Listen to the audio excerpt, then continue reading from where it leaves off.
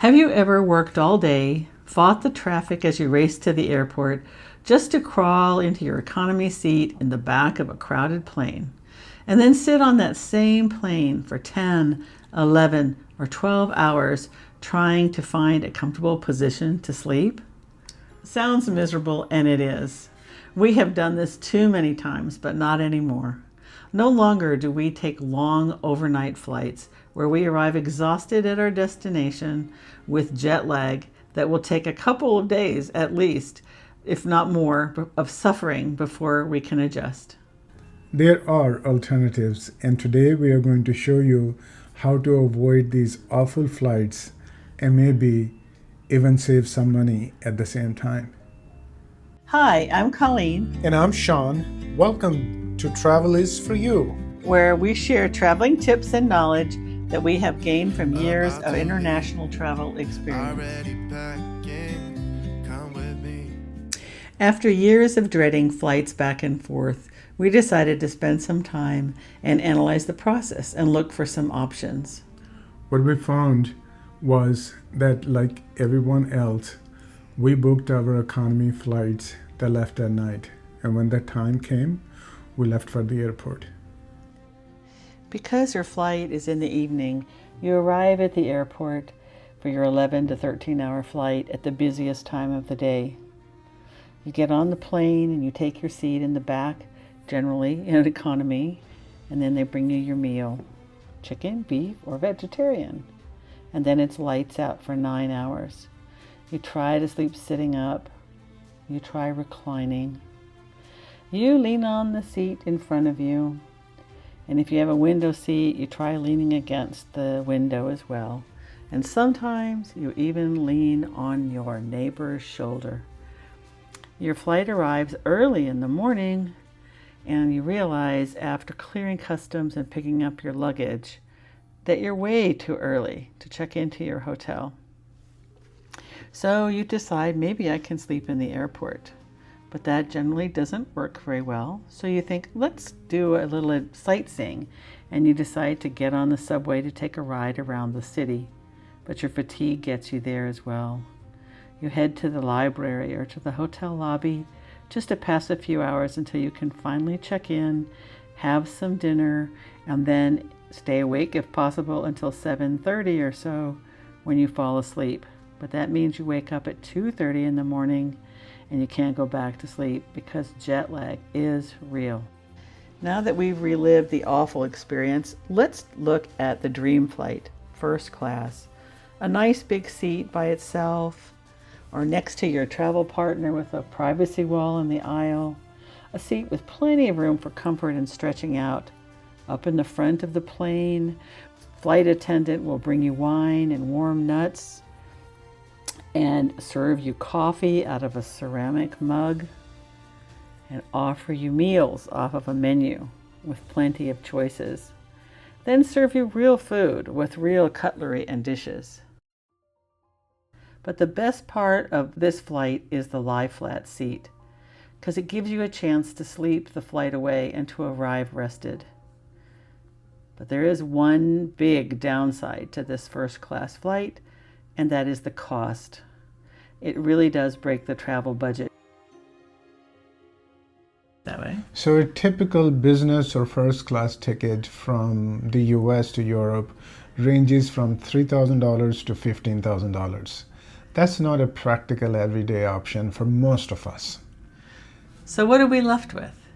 Arrive exhausted or arrive with an empty wallet? We have a better option, and this is how it goes. You fly from your home airport, which in our example is Dallas, but from wherever, to Newark or JFK. You then stay a night at a hotel so that you can be rested overnight.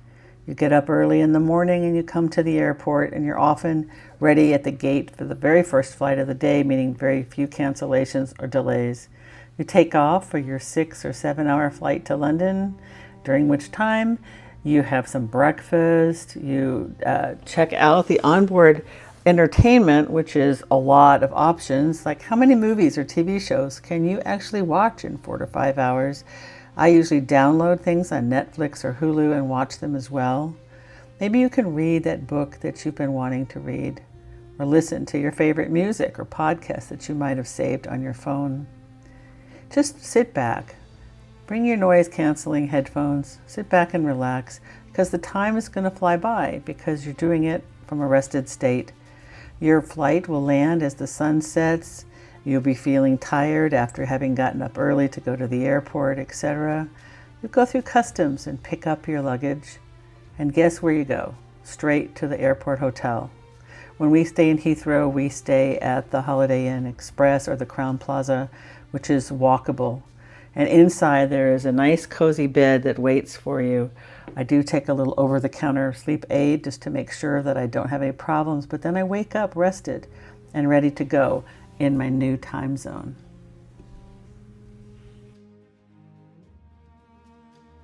I'm sure by now you are all thinking that this must cost a lot of money. And we thought so too. But our experience showed us differently. So let's look at what it really costs. Now I know that most of you are skeptical and think, well, this is going to cost a lot more. But strangely enough, it can actually cost less. For our example, Dallas to Heathrow costs $1,400, whereas 2 flights and 2 hotel nights can equal to $823. So this methodology works other places. It doesn't have to be New York to London. That's just the method that we use. But it could work for Boston to Lisbon, Boston to Dublin, to Madrid from Washington, D.C. There are many options, and everybody needs to find their own way that works for them. But the trick is to fly in the morning when you're fully rested, and then to try not to have a flight that's longer than, I say, 8 hours, if at all possible. So this method works all the time for us. An example is we were going to Singapore, and I looked at where we were flying from, and then of course Singapore was our final destination, and I looked what falls right in the middle or close there, and I found in that particular case that it was Dubai. So we bought 2 tickets, one from London to Dubai and one from Dubai to Singapore, and we ended up spending some time in Dubai, which is a place I really love, and it was cheaper, and we had a nice visit in Dubai also. I think it's important to realize that you can stop along the way. Like, for example, even if you're just going to London, you fly from your home airport to New York, right? You don't have to just spend one night and hop on a plane the next day. Maybe you take that opportunity to go into the city and see a Broadway show. Maybe you get to London and you go see a show, or you just take a tour around London for a couple of days, and then you hop on to Frankfurt or Istanbul or Dubai or whatever it is. This methodology really will save you money and make your trips a lot less stressful. Because remember, in the end, life is a journey. It's not just a destination. About to leave, already packing